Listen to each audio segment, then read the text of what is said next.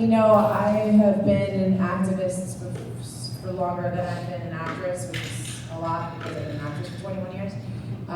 So I'm an activist. And I have worked on multiple different issues with multiple different organizations, which I really love, and it's been really remarkable, and I felt like that was my calling. I've been doing voter registration and census initiatives, all types of things, so I have been involved in politics, but it's always been nonpartisan. And I was watching this campaign unfold, and I was very interested in it because I knew who Bernie Sanders was when he ran. I was really excited about that. I've liked him for a long time, and I was wondering if he ever would run over the years. And seeing him out there and the reaction that he was getting was really moving to me. But it was also really disturbing to me to see it not reflected in the media. And eventually that just started wearing on me and frustrating me tremendously. And it was a major topic of conversation in my home, especially with my brother, on like an hourly, moment by moment basis, basically. And seeing you, actually, Senator, and that was, I really admired the both of you coming out and taking a stand, and it really encouraged me to do the same. But specifically it was the people and seeing the media blackout and the media bias that was going on and just going, how this is a grassroots, a proper grassroots campaign. You know, this is someone talking about taking the money out of politics, which affects every single issue.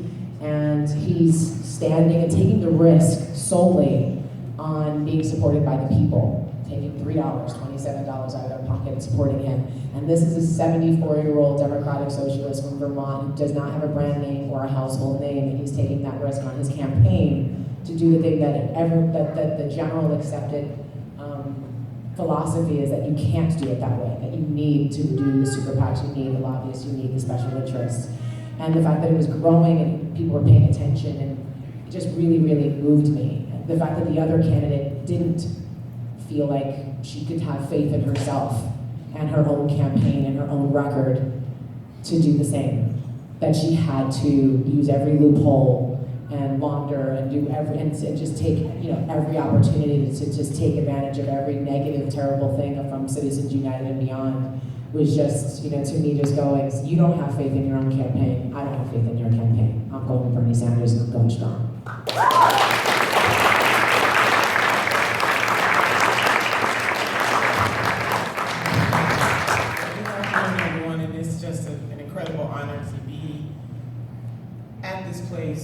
With these amazing sisters in the struggle, I call them, and I really appreciate Rosario. So I call all the actors that are activists because of her. We have Kendra, who is one of those as well. We're going to get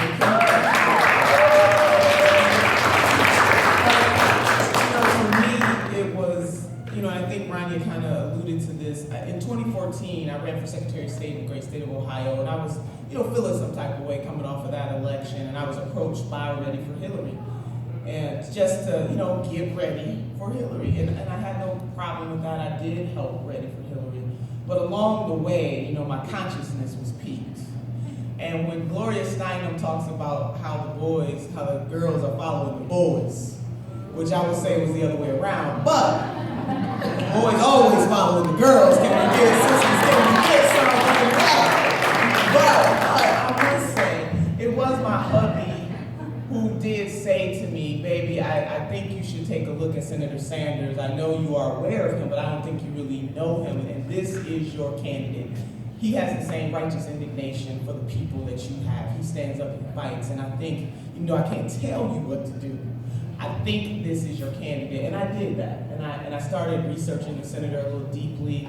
I saw that at 21 years old, he stood up against segregation and racism at the University of Chicago. He put something on the line. I'm saying, okay. I saw in the 70s, he stood up for our gay, lesbian brothers and sisters before it was popular, before it polled very well. I said, okay.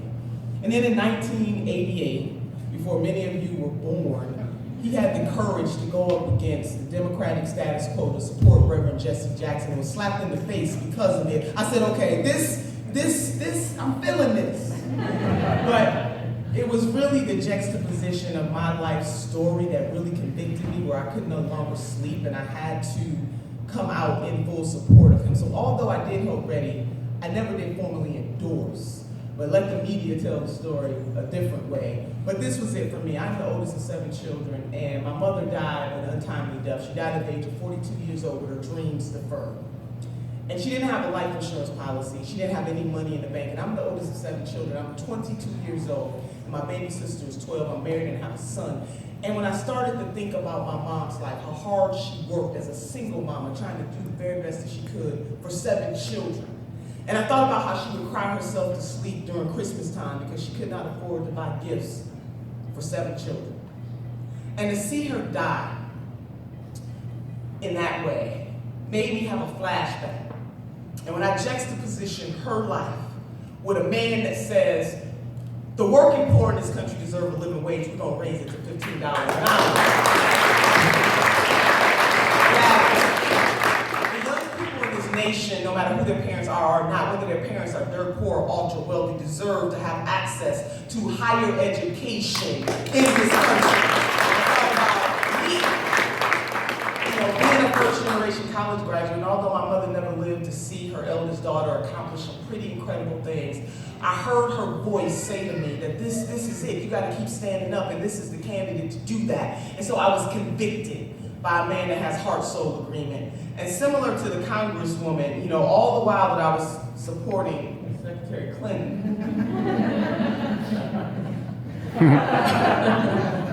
no good deed goes unpunished. Here sister is, I'm working for Ready, and then all of a sudden I get punished because I have consciousness. But, I was the Democratic Party in this great state of Ohio. I was the imagination of a public servant, but I tell you this, I sleep well at night.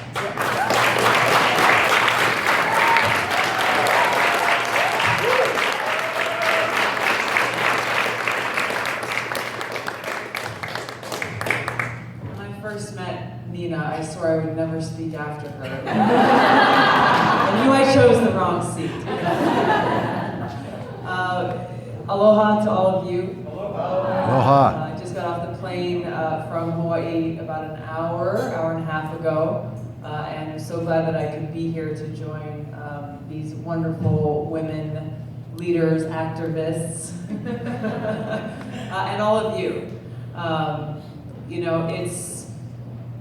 It means a lot to have such incredible people out there fighting every day for your voice, for our voice, for our democracy, something that unfortunately is taken far too cheaply by many people. As a vice chair of the DNC, a job, by the way, which after I was elected to Congress in 2012, I got a phone call saying, if you were asked by someone to serve as vice chair of the DNC, potentially what would your answer be? And I said, I don't know, what is a vice chair of the DNC and what do you want me to do?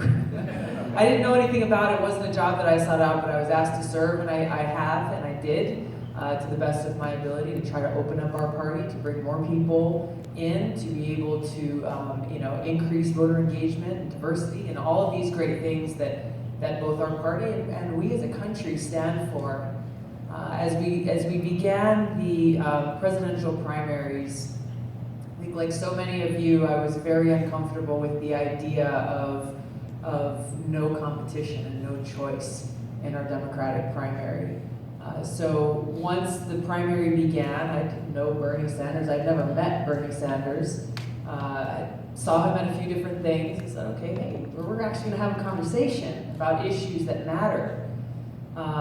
Very quickly, I saw as the DNC chairwoman announced that there would be only 6 debates in the Democratic primary, and that if any of the candidates stepped outside of that and engaged in a debate, whether at a place like here at UCLA or anywhere else, then they would be banned from all of the other DNC-sanctioned debates. In my mind, that went very much against what I thought our party was trying to accomplish in engaging more and hearing more from people, providing more access and opportunity to have real conversations about these issues that we complain don't get talked about often enough. I complained about that and disagreed with that. It was a decision that none of the vice chairs had any part in. And once these debates began, I grew even more frustrated As a veteran, I've deployed twice to the Middle East with the Army National Guard. I'm still serving now, a little over 13 years. I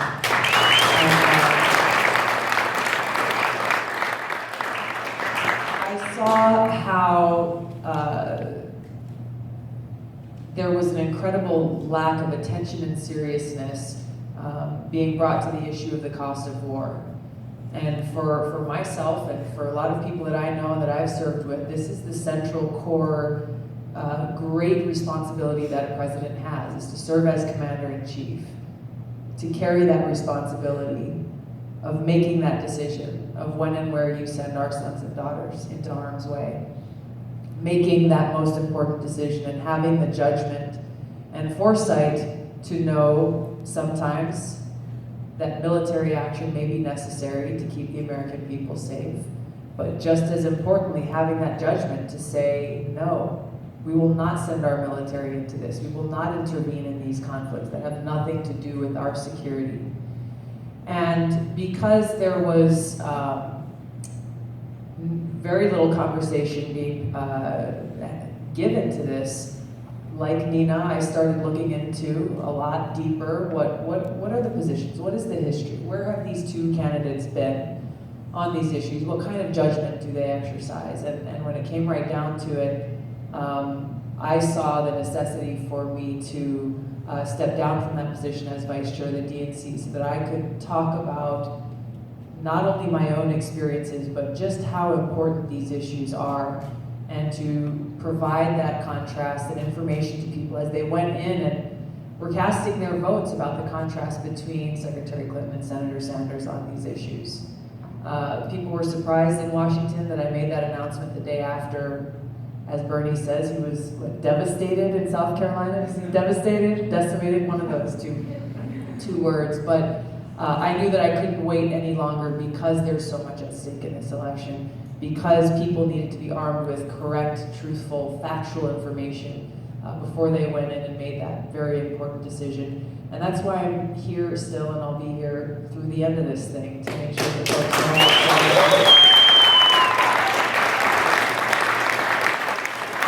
But it's not over.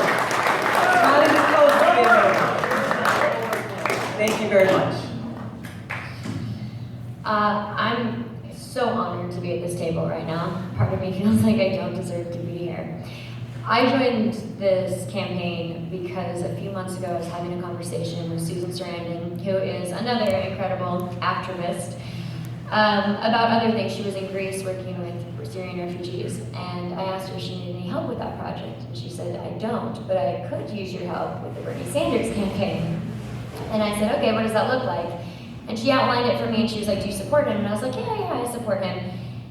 But I've never been political. Like Rosario, I've been an actor and an activist this year's 20 years, and I always sort of considered myself someone who I didn't pay much attention to politics because I felt like I never had a voice there. Or like whatever I was doing in my grassroots movements and mobilizing on the ground with thousands of people, none of that was gonna actually access the White House. It was nothing was gonna change no matter what we did down here, up there. So we had to keep fighting down below.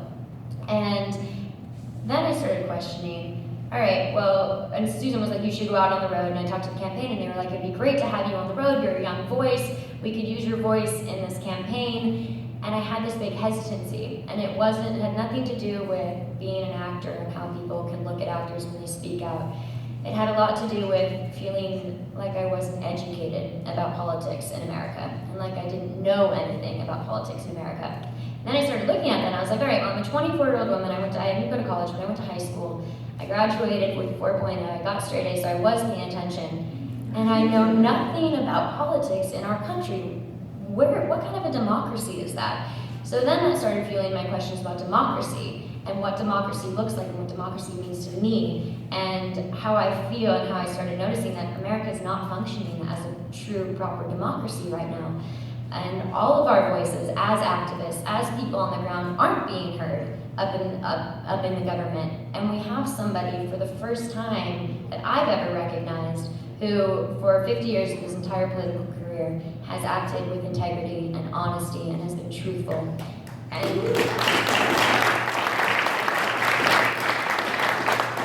like friend Drake always says, was an activist before he was a politician, and as a politician, is still an activist. He's been on the right side of history, he's been fighting for the people, and he's been listening to the people. And he's going into, what I love the most about him is that he recognizes this isn't about Bernie Sanders, this is not about us, this is not about the government as it stands today, it's about political reform and a political revolution. And that idea was so exciting to me, to know that when we get Bernie Sanders nominated, when we get him into office, our work is just beginning, and it might not even be my entire lifetime that we get to see the fruition of what we're starting right now. This is not something that's going to take a few months or one presidency or two presidencies. This is going to go on for a long time, and it's really exciting to be at the forefront of that and to help encourage and educate not only myself but other people. So I joined the campaign to learn A, about politics in America because I didn't really know much, but B, spread the word amongst millennials about what it means to be an American. And what it means to stand up for something when you see social injustices happening every single day and feeling like you're not being honored and you're not being heard because you're young or because you're a minority or because you don't know much about the political system. That's not our fault. We live in America where it's a democracy. We should be taught what democracy means. We should be automatically registered as 18 years old. So as I started researching politics, I started seeing all of these things that didn't make sense to me. It doesn't make sense that people go to the polls and say, oh, you're actually not in New York. We saw a few weeks ago, 127,000 people in Brooklyn alone.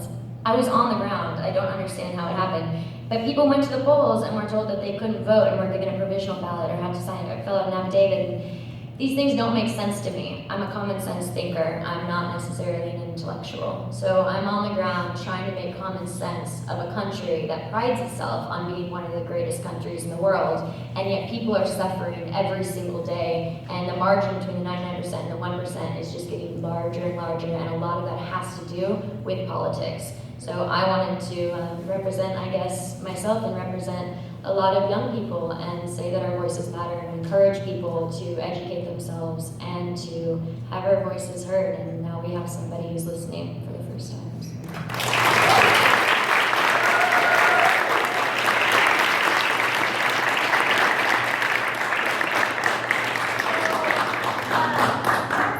Thing that it's been touched on a little bit. There's been some conversation about the fact that it's not over and that we're still fighting and we're still moving. And here we have these four amazing people who have been on the road a lot. So I want to hear kind of from each of you, what are your answers? I think probably some people in this room hear the question, it's over, his views are too unrealistic, he's asking for too much, it's never going to happen.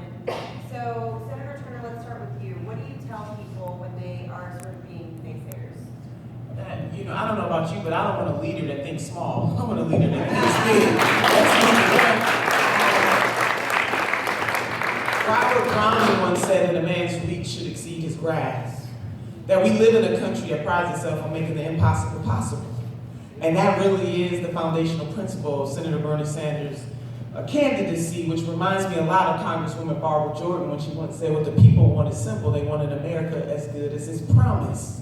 So we have a candidate who has come out to say, oh yeah, we can make America as good as its promise. So I just remind folks, I am a historian too, I just play a politician on TV, but I'm really a college professor at a community college in Cleveland, Ohio. But I just take our history as a nation, as imperfect as it was, and it was, let's tell the truth, the founding fathers was racist and sexist, and the first 9 of them owned slaves, but that's a whole nother lecture. But you know, they had the vision to say to Great Britain, you know, we're going to bring it because we're going to fight this thing. We're going to become our own nation, making the impossible possible. We live in a nation where through the fight and the fire of those folks whose skin has been kissed by the sun, they forced the system to recognize that they are true human beings in these United States of America, and we're going to be free. Those are African American sisters and brothers making the impossible possible. They were beat up, they were roughed up, they were force-fed, all this stuff ain't pretty. I hope your history professors are telling y'all the real. But you had women who stood up to fight this with allies to make the impossible possible. We can send men and women to the moon. My God, we can have universal health care. So this is what I tell folks. You know, when they come at me about why we're too big. And even President Joe Biden, who I adore, you know, said, he made a comment about, you know, we're Democrats. You know, we do dream big, we think big, we push big, but there is nothing that people cannot do if we set our mind to it. There are thousands of other examples that I can give you. I'm sure you can think of some for yourself, but the bottom line is this: you don't want any leader that tells you that you're thinking too big. If we can bail out Wall Street, as the senator said, we can help, we can invest in Main Street. All of that stuff is real. It takes will to make it happen. It takes political will to make it happen. And Senator Bernie Sanders has never relented. He has been consistent and honest. You can go back 50 years, roll the tape, baby. I dare everybody, let's roll the tape. And you will find him saying the same stuff. I swear to you, I want you to Google a speech he gave for the Reverend Jesse Jackson in 1988. It is the same speech he's giving right here today about enough is enough.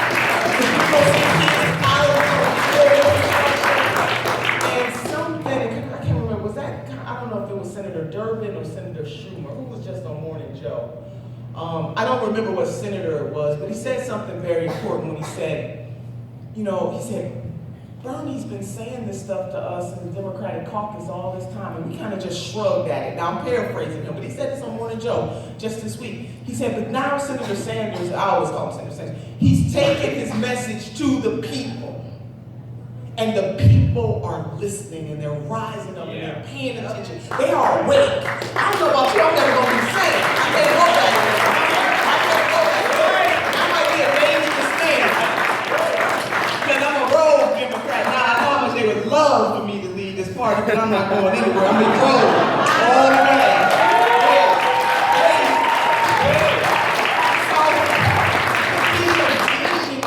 But we can make these investments too. So yes, he's a visionary, but don't believe what the media is saying. For every platform proposal that he has a way to fund it, contrary to what they say on TV.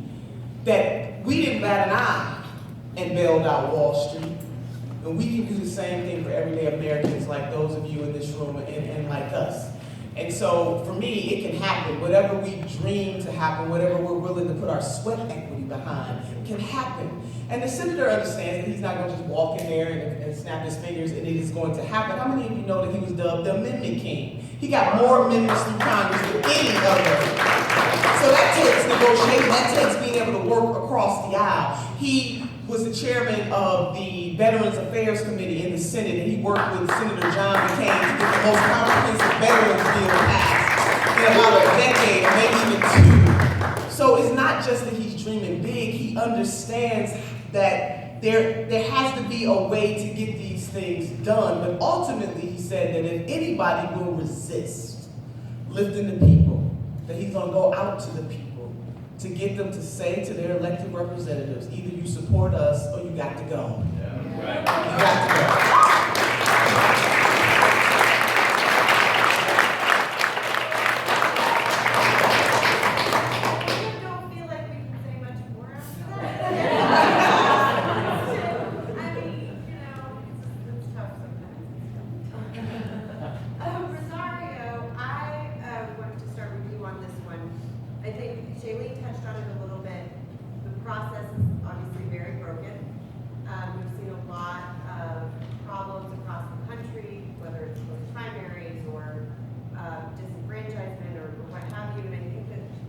We've all probably heard, everybody in this room has probably heard, it doesn't matter. I'm not going to get involved because it doesn't matter. What do you say to those people? How do you motivate them? What is the answer to that? We haven't tried everyone voting. That's the one thing we haven't tried. We've had a couple people try, we've had a few more people try, we've had a few less people try. But one thing that we haven't had is everybody participating. So it's really interesting for people to say something doesn't work when they haven't tried it. And there's a real reasoning behind that. You're not being encouraged to actually try it. I can tell you this because I've actually been in voter registration for a really long time. It's amazing how much people want to support GOTV, get out the vote. Because, you know, when you get someone to vote 3 times, they're a voter for life. and they can do risk assessments on those folks.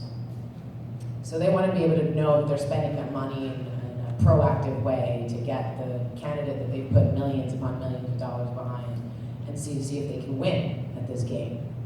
And when new people are registering, well, we don't know how you're going to vote, and that's dangerous potentially. So we can't have that. So it's actually okay to be convinced that maybe you don't matter. It's interesting as you watch these primaries go and you're like, wow, so he won all of Oregon, and then she won one county by one vote and got a good chunk of candidates, delegates from that. Because that's how the system works. Had that person stayed home, had more people shown up, he could have gotten the entire state in every single delegate. That's just one state. That's just, and how significant that is.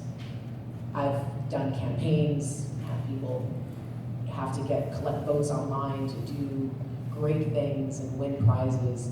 And as students, they get more votes in the thousands than some of our local elected officials who win by just a few hundred votes.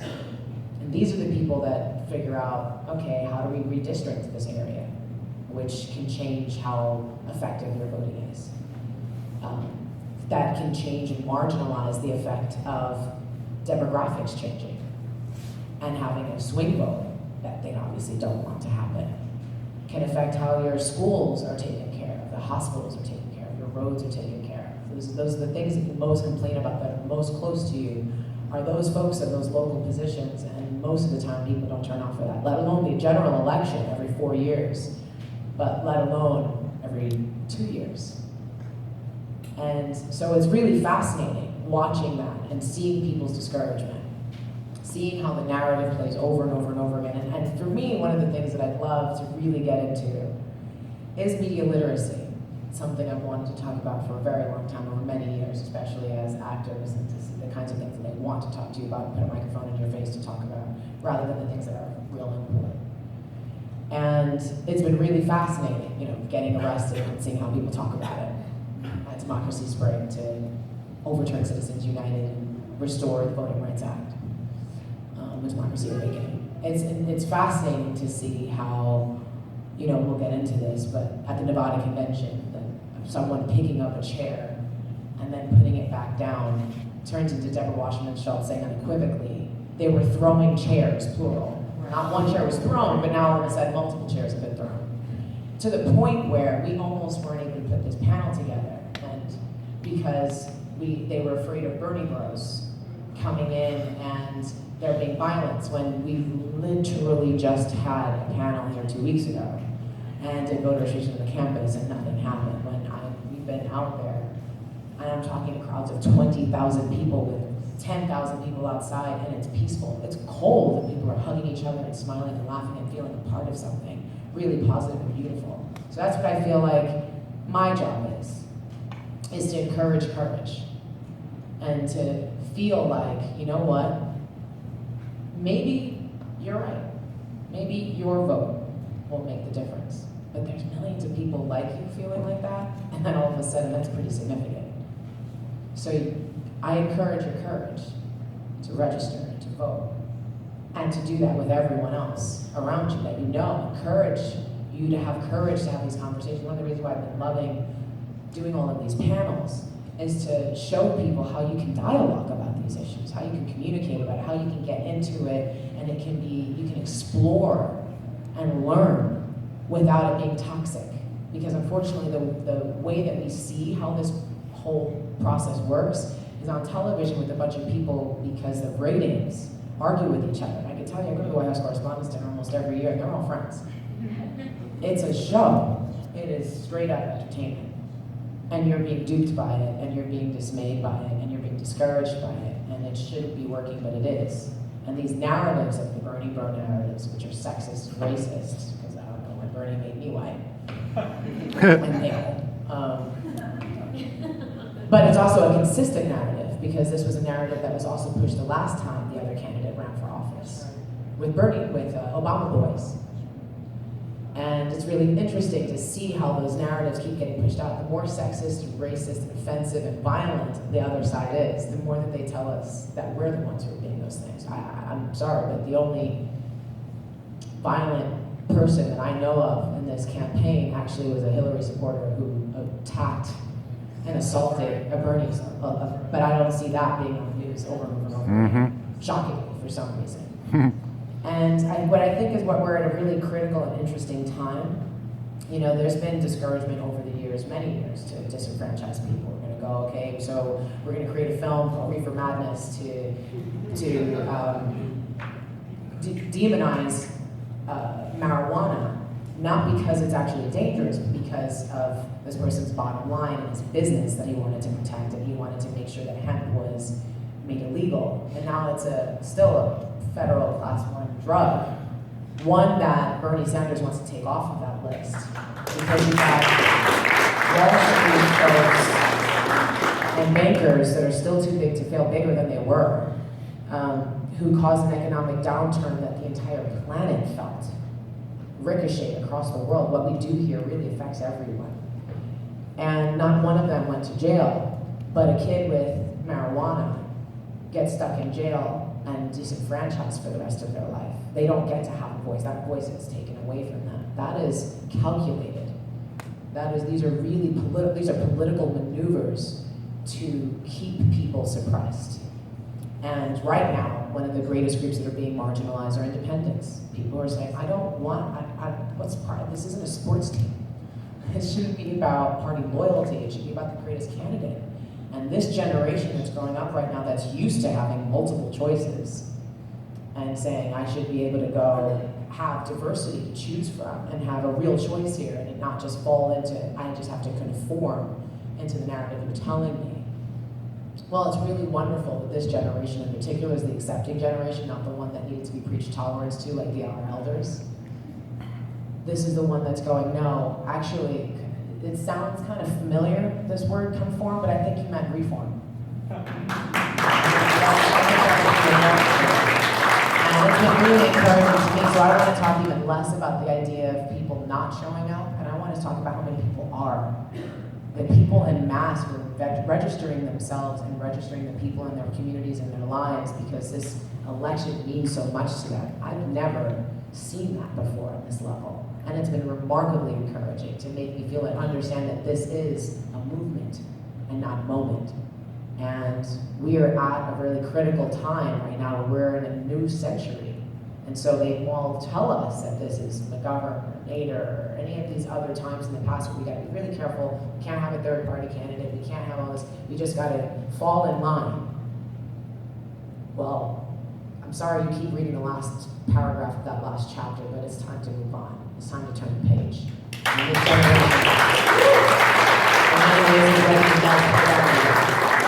say there's some things you need to change, and no, we're not going to conform to your ideas, we're going to reform your policies. That's powerful, and that's what I'm a part of.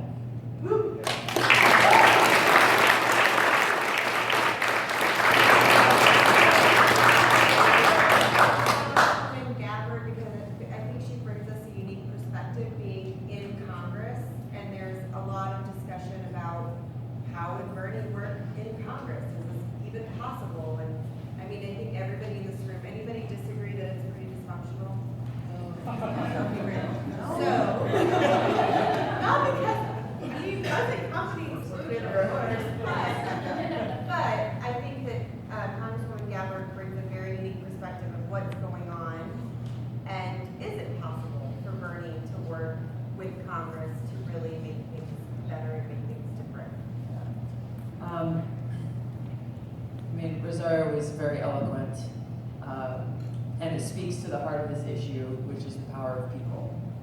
And as you look through history, whether at a very small and local level or at a national level or even a global perspective, major change has only come about when people have stood up and demanded it. So when I hear people saying, oh, none of this stuff that Bernie's talking about will ever get through Congress, I can tell you in the time that I've been there have been, most of the votes that come before the House floor you kind of know how they're going to work out before the votes are cast. Like, all right, well, this is clearly a Republican messaging bill or a Democratic messaging bill. Everyone's going to go this way or that way. There's not a whole lot of guesswork. But when you've got real legislation that deals with real issues, it's substantive, and that be impactful, you have these moments where people are actually looking at it saying, okay, you know, how do I feel about this? And there have been pieces of legislation that have come through, in particular dealing with civil liberties, privacy issues, cybersecurity in particular, where all of the cards in the deck look like they're slated one way, and then people found out what was going on. Twitter world blew up, the internet blew up, phones started ringing off the hook, people started knocking on doors. And I have been on the floor where you've got a 15-minute vote, and the first minute it looks like it's gonna go one way, and then the whole thing gets flipped upside down because people said, hold on a second, we will not allow this to happen. So when people talk about Bernie not helping members of Congress get elected, he's not building this whole thing, they are completely discounting the whole democratic process of who hires us as members of Congress. It's not one party leader who makes that happen. It's not one individual or a small group of people who say, okay, you are welcome, come. No, it's the people who we work for, the people who say, okay, I'm gonna hire you for 2 years in the House of Representatives, show us what you can do.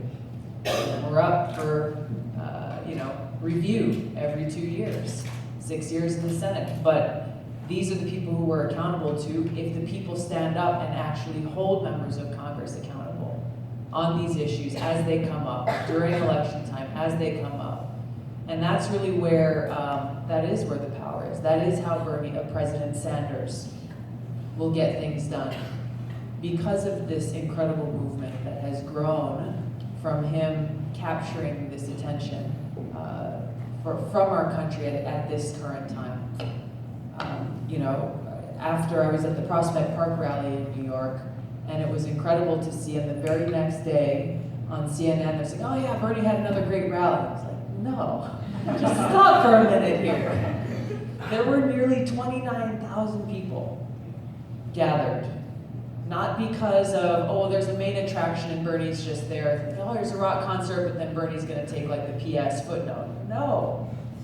People waited in the hot sun on a Sunday afternoon for hours and hours and hours because they care deeply about these issues. And this is what is so incredible and inspiring to me as we continue to push forward in this election and make sure that we continue beyond, because this is how we change those votes as they occur on the House floor, as they occur on the Senate floor.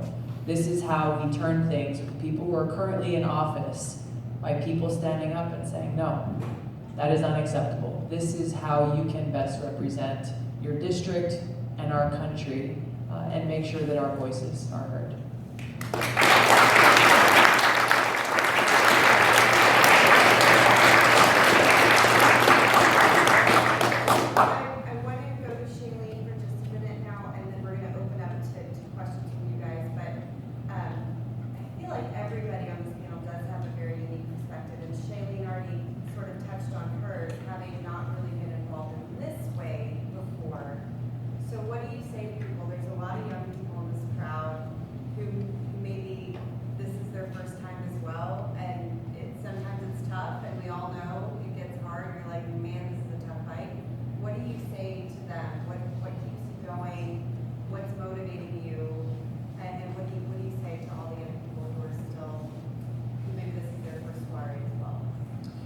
I say that the future of this country is going to affect us more than anyone else.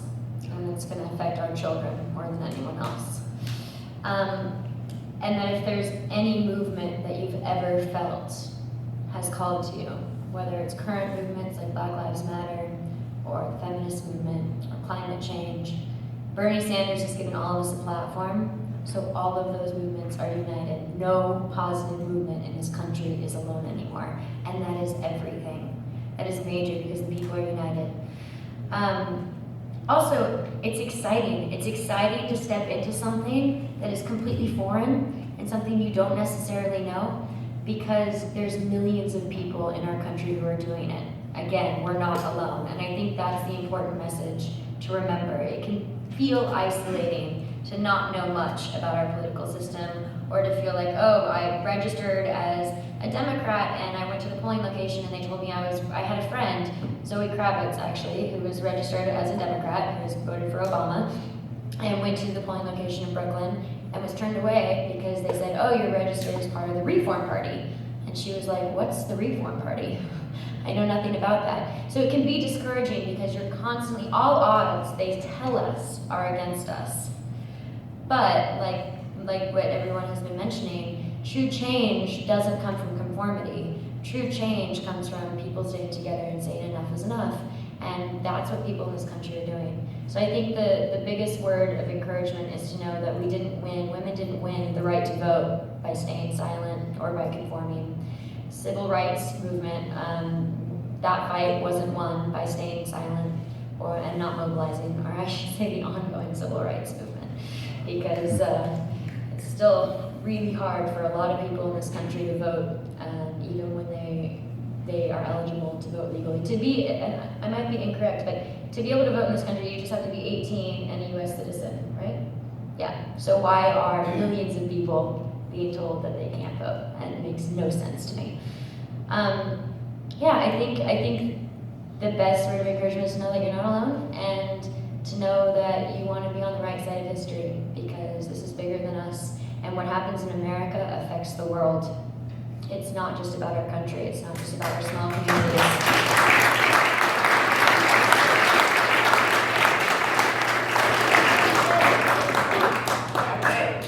Over here, go right ahead. Who's thinking here next? Well, first I want to thank you guys so much for coming out today. I appreciate it. So I just wanted to add to what Shannon said about how there's a disconnect between our education system and what's actually going on in the government. And I feel like my generation really relies on social media to pass on news. And so like there are memes and they're funny to look at, but they're also really powerful. Like, you know, those memes that put Bernie and Hillary next to each other and like make fun of Hillary and stuff like that. But then there's also the bad side to that, is that like anybody could put anything they want into the internet, and like we're so reliant on that information. We don't know what's true or not anymore because there's just so much. And so I hear a lot of people saying that if Bernie doesn't win, they're just not going to vote, or like we're just not going to be involved anymore because it's too late, like he's already losing, all these things. And like, what do you have to say to that? Because I feel so speechless, and people are just like, I'm just not going to be in it because he's just like he's not as qualified, or he's not, you know, like comparing them. It's false. But what do you have to say to that? Freud did a lot of research into our psyche. And a relative of his invented advertising, basically, and manipulation, and understanding, wow, okay, so if that's how people's psyches work, this is how you can manipulate that and condition it to do things. So it was figured out a very long time ago that people are moved and motivated not always just by fact and reason, but actually by emotion. And that's why you saw a lot of films, propaganda films that came out, and they were like cartoons for adults that would convince them to go to war and hurt people and hurt themselves, because they had to go and do that as well. But that's how powerful, like those were the memes and the gifts of that time. And they worked very, very well. And right now, that is being taken to a whole other level, right? Because we have the Patriot Act that's been signed. Bernie, of course, voted no against that twice. We have things like whistleblowers. When you were just in Snowden, Oliver Stone's film talking about that, you have Bernie saying, you know, this person did a service actually to our country and exposed illegalities that are important for us to research and know about. The other candidate doesn't have that same viewpoint. Actually, I also voted for the Patriot Act. I support the Patriot Act. You have this very interesting tactic that's being used online, run by a man named David Brock, who is known for being the person who, in many different campaigns in many different places, has been really demonizing and demonized a lot of people, but specifically is famous for demonizing Anita Hill and slut-shaming her and saying she was nutty and slutty and trying to discredit her. That person is working directly with the Hillary Clinton campaign with a super PAC called Correct the Record, which shouldn't be legal, but somehow is. And they've disclosed, which doesn't mean much to me because I feel like that means it's probably a lot more money has been spent and a lot more aggressive tactics have actually been used, but they've admitted to spending $1 million online and that they've already identified and targeted 5,000 plus people online to correct them for putting out memes and gifs and articles that they deem incorrect, which is bullying and manipulative and very discouraging. So if you go and you put something out there and you're immediately attacked for it and corrected, vehemently so, not by someone who passionately, personally believes in this and that's someone you can talk to and maybe learn from a different perspective, but someone who's actually paid to wear you down. And if you follow people who are supporting the other candidate and you see that person post something that's very positive about the other candidate, and then you see this swell of gratitude and love and praise that's being put, because also that money is being put on praising people who are supportive of the other candidate and putting things out there that they deem correct. So then you're going and following those people, and it just seems, well, I guess that's a no-brainer, because I put this out against him, and I put this out against her, and I was told it was wrong, and she put something out for her, and so lovingly received, I guess, I guess this is the narrative, I guess I'm wrong somehow. And that is a manipulation, specifically of your emotions, because it works. This is not like throwing just like anything in the air and wondering. No, they're spending lots of money to do very calculated things based on research that they know is incredibly effective. And so that's what I would say is, there's Oz, and then there's the man behind the curtain. And, for me, I look at Bernie Sanders and I go, wow, this man, 10, 20, 30, 40 years go back, I can watch him do a video and say something that speaks to my heart, sometimes to an empty room, just because he wanted to be on the record and put that out there. So that dissenting opinion could be recorded for history's sake, not for his own, but for history's sake. And I look at this moment right now, and he's going. There was actually a meme that I saw that I really liked. It's the Titanic, right? I don't know if y'all saw it. It's the Titanic. And Trump was at the front, and he's screaming, "We got to kill all those sharks." And Hillary's in the middle going, "I know how to run a ship." And Bernie's in the back going, "Iceberg!" And warning. And I was like, wow, that is so apt. So much to go. And, I look at him talking about everything from the Panama Papers to the Iraq War and being right. And he's telling us right now, I have been called to run to be your president because I have to be your president for you. Because not me, us. It's not because of his ego. It's not because of any of it, but because it has to happen. This is what the country needs right now. And I don't want to go back and video later and go, oh my God, he's the Cassandra of the myths, who is doomed to give us correct information and warn us of the impending doom. And he's saying that watch out for that Trojan horse. It spells our doom. And him not be listened to again. I don't want to watch the videos of this campaign in the years to come and go, damn it, again, he was right, and he didn't listen. So that's what I said, Oliver, don't be discouraged, because that's what they want. You're letting them win before it's even over. Don't do that, because you're way more powerful than that. And they wouldn't be spending as much time, money, and energy to discourage you if you weren't as powerful as you actually are.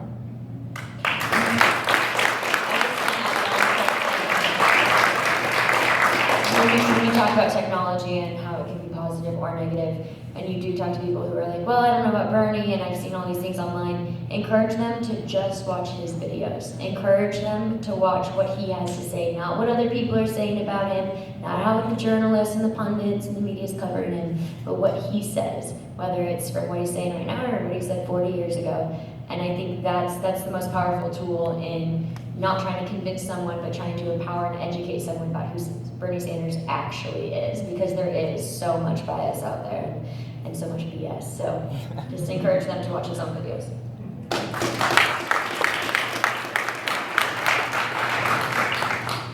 Back here, thank you, and watch your, yep.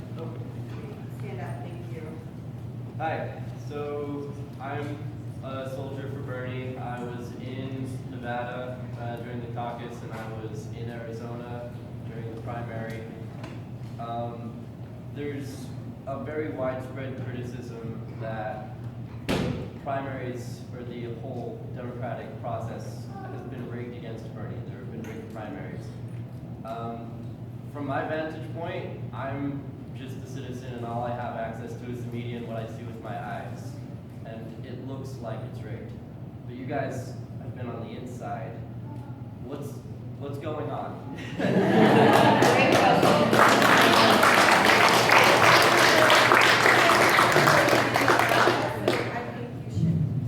Yeah, thank you, and I'm glad that you were there too. It was, I mean, the machine protects itself. I'm just gonna be honest. I'm not gonna say that every little thing is rigged. You agree with me? But the system protects itself. So going back to some of the things that Rosario was bringing up about how and this is real, incumbents, no matter if they're Democrat or Republican, if they're not pro-voter first, they want to see as few people vote as possible. It's called incumbency protection. And as much as it may pain us to have this confession, this is real, that the system will protect itself. That doesn't necessarily mean it's rigged in a way that, and thank God Toto did go behind the curtain and reveal some things. But now to your point about Nevada, because I know we want to get in a few more questions, and that was the straw that broke the camel's back for me. Here I am, I'm coming to Nevada. It was not my first time there. I was there for the county caucuses too, and I was in Clark County. Everything went wonderfully, even though people were frustrated. And people invest. I don't know how many of you have never been to a caucus. I come from a primary state. So prior to my engagement with Senator Sanders, I had never been to a caucus state. And I'm saying, oh my God, people stand in line for 15 flipping hours just to, and it really is about which candidate can keep their people there. And think about if you're a single mother, a single father, a working mother, a grandmother, or if you have some type of physical ailment. I mean, even if you're just everyday, normal, blessed person, you don't want to spend 15 hours in one place, so it's blowing my mind. But people who do go are incredibly engaged. And so it's a yin and a yang, it's a pro and a con to it. But to me, caucuses need to be reformed a lot because it takes up so much time. So now let's fast forward to what the hell just happened last Saturday. I'm telling you, I've never seen anything like it. I was in the room for 8 hours. And I will tell you what I've said in the national media. I can't speak to what happened after I left. Now, I've seen video footage of what happened, some of the things happened. But I was in that room 8 hours. I was there to represent Senator Bernie Sanders, and I thought it important for me to get there before it was time for me to speak, to shake some hands, to talk to folks. And I thought it was important for me to stay even after I spoke. So I spent 8 hours in that room. I was in the room before the floor vote was called, the voice vote. And I'm going to take off my I support Senator Sanders hat to say that the noes had it. Would you agree with me, young sir? The noes had it on that vote. The noes had it. And it was a vote about the rules, about accepting the temporary rules.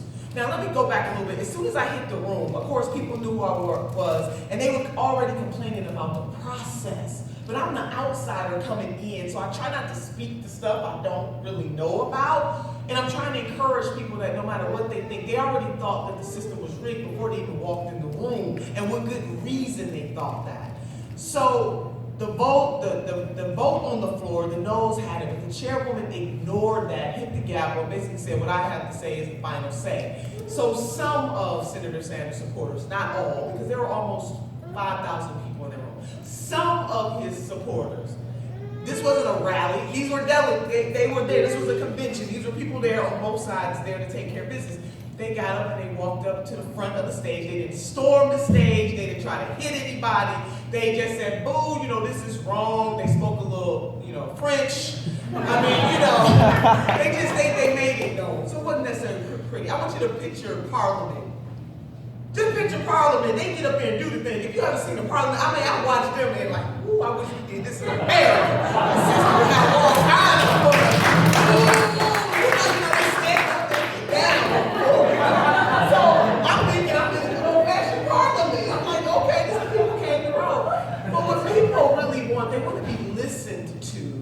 And they want to be treated fairly. And that's really all they were asking for.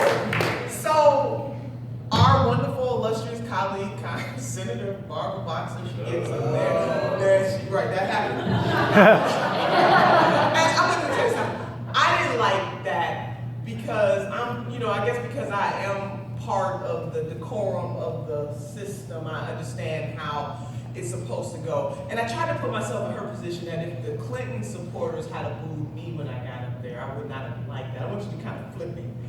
So I wish that some of Senator Sanders' supporters had just let her speak her piece. I do. However, booing is not violence. There's a difference.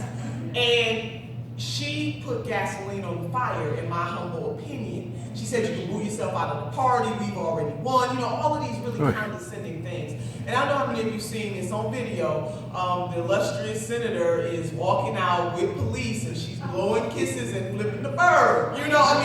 But then she gets on national TV and she says she feared for her life. But one of these things don't fit. Which is it? So when I got up there, and Representative Lucy Flores, who I absolutely adore, who is a Bernie Democrat in Nevada, running to go to that Congress, she was tasked with introducing me, and Chairwoman Lang pulled the representative and myself to the side, and she said, please, can you help me get the crowd calm? So you know what Representative Flores did? She got up there before she introduced me, she talked about, being calm, and let's kind of bring the temperature down. And, oh my God, I'm going to introduce this wonderful, fantastic, tremendous woman. I'm looking, I don't know which woman she's talking about.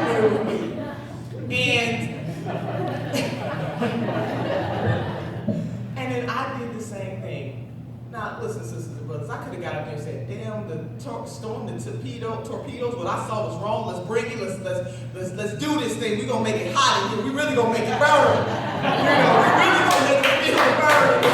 But no, you know what I did? Like any good leader would do. I brought the damn temperature down. I talked about how you got to be calm but committed. And my point to this is this, that we can still both be committed, but take a page out of Mahatma Gandhi, or take a page out of Dr. Martin Luther King, like civil disobedience. And then I started talking about our candidate. All the things that you've heard me say, I don't have to repeat it. So now the supporters like, yeah, they clapping, they cheering, oh yeah, so we're gonna do this thing. And by the time I was done, even some of Secretary Clinton's supporters on the other side of the room were standing up too, cheering. That's what a real leader does.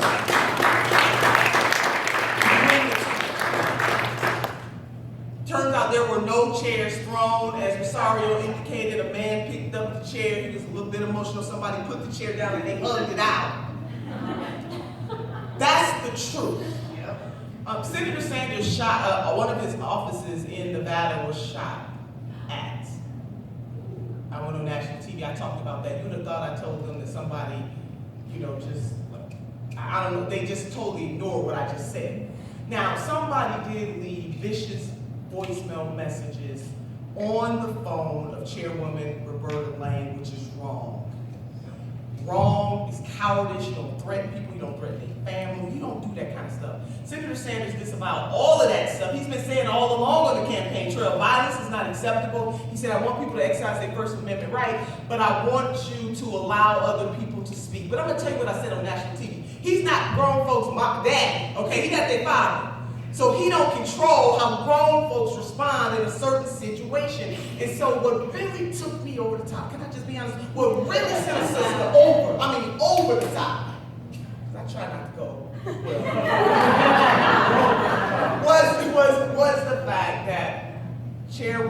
Watchman Schultz automatically took the side of the Nevada Democratic Party that really exaggerated, I think, to cover their own behind. COA is what we call it. That's exactly what they did. They were not fair in that situation, and it was a gross exaggeration in terms of how Senator Sanders supporters did respond in that room. And then it was a gross exaggeration in terms of all of us. I hope we're winning some people over, but those of us who do support Senator Sanders, I put myself in that position. Do you know what I saw in that room? I saw teachers, I saw students, I saw mamas, I saw daddies, I saw grandparents, I saw unemployed people. You know what? Because I took the time to talk to people in that room. They were not strangers. And so it just made me upset to see that happen. It really broke my heart. And it really just reminded me that in some ways, what we believe is happening is happening.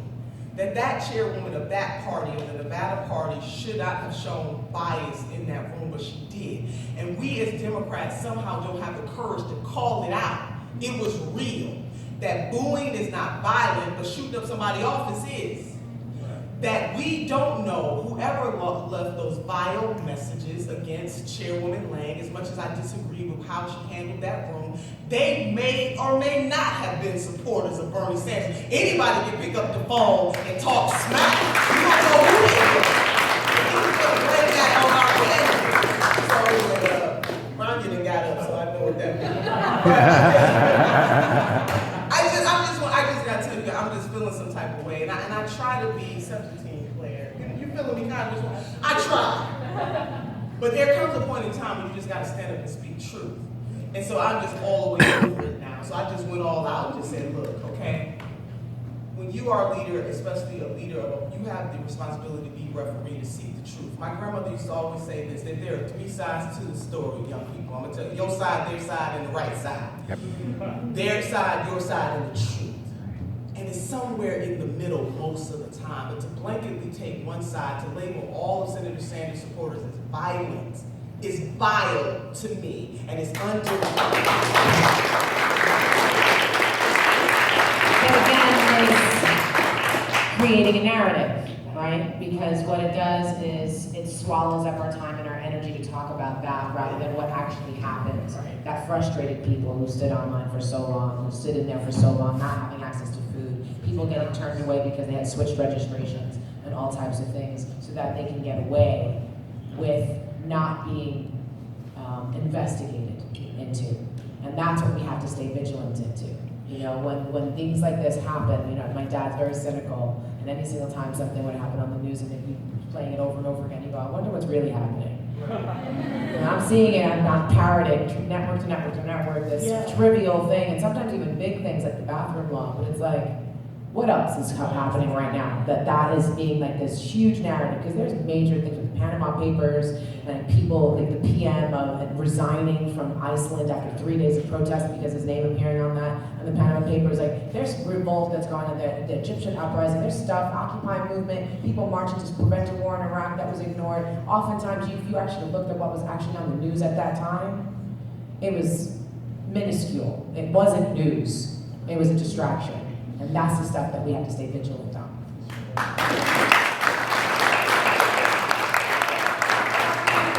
here all day, but we've got flights to catch and another stop to get to. So we were going to do closing remarks, but I'm going to put you all on the spot instead.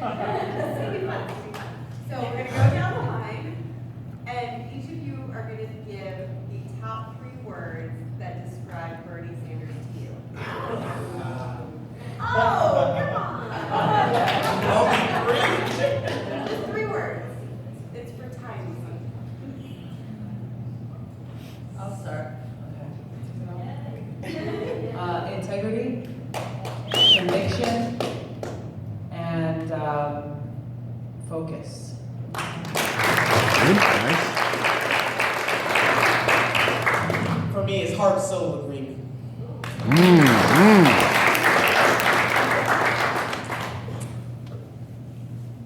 There's honesty, equality, and consciousness. All the words. I gotta work on my vernacular.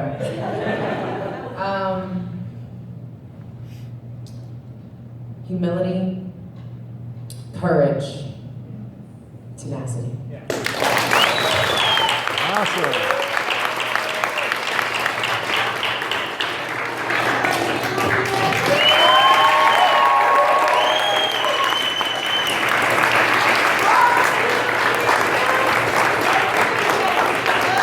Sign up to volunteer and show up on June 7th, or it doesn't matter. Tomorrow's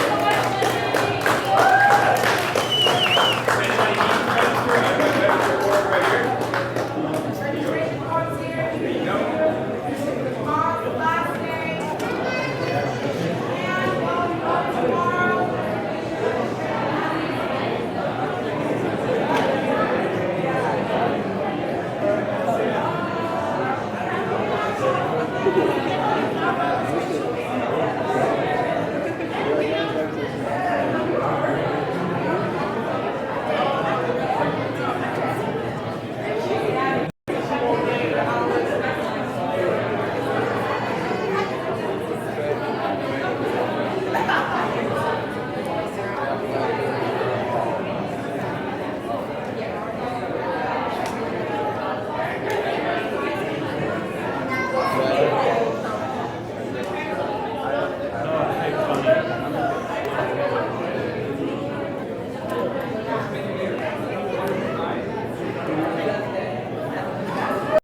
Sure. Are you posting this anywhere? Because you have the whole thing. Feel the Burn TV.